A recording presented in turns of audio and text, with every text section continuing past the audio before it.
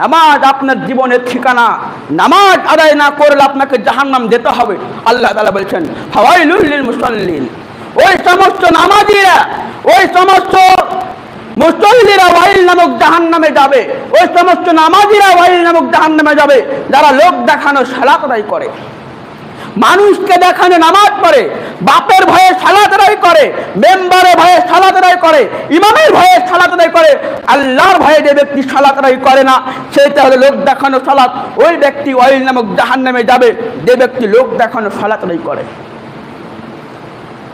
শুধু জুমার সালাত আদায় করবেন, বাকি 5 ওয়াক্ত নামাজ পড়বেন না, জান্নাত লাভ করতে পারবেন না, আপনাকে জাহান্নাম যেতে হবে। যারা 2 ঈদের সালাত আদায় করেন, বাকি 5 ওয়াক্ত সালাত করেন না, তারা ওয়াইল নামক জাহান্নামে যাবে, তাদেরকে জাহান্নামে নিক্ষেপ করা হবে।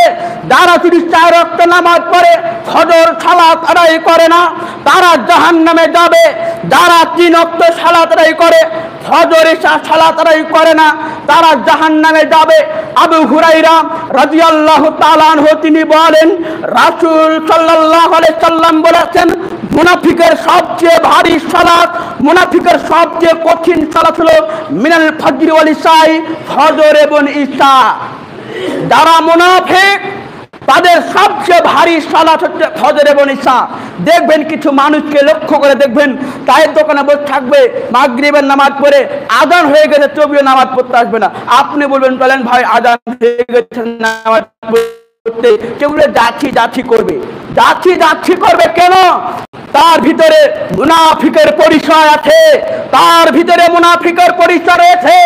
আপনি বাড়িতে থাকবেন, আপনার বিবি বলবেন যাও আজান হয়ে গেছে তারা নামাজ পড়ে আসো, তখন সে লোকটা বলবে যাচ্ছি, এখনো অনেক সময় আছে।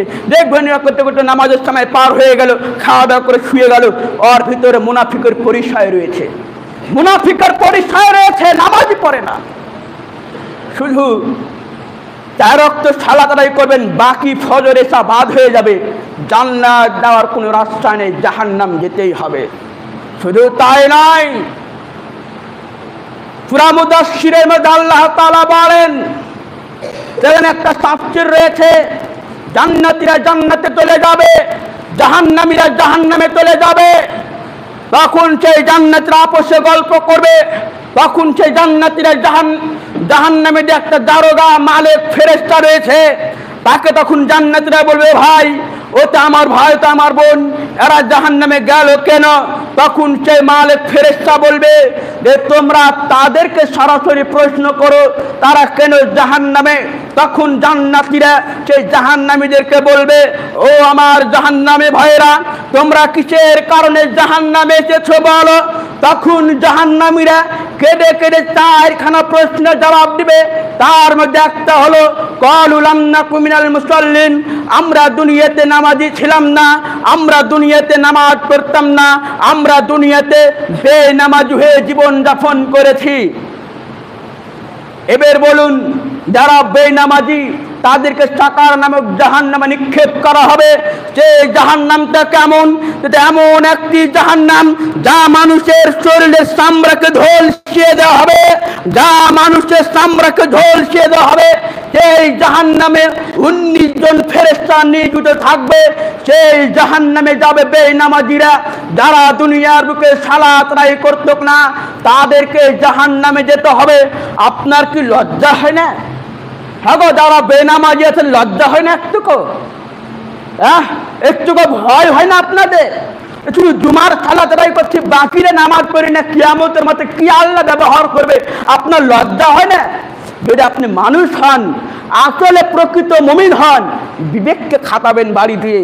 আমি যে নামাজ পড়ি না, আল্লাহর হককে নষ্ট করছি, আল্লাহর নিয়ামতকে আমি ভক্ষণ করছি নামাজ না পড়ে, আল্লাহর নিয়ামতকে ভক্ষণ করছি, এটা আমার হালাল হচ্ছে না হারাম হচ্ছে। বেনামাজি হওয়ার পরেও আপনি যে আল্লাহর নিয়ামত ভক্ষণ করছেন, আপনার লজ্জা হয় না?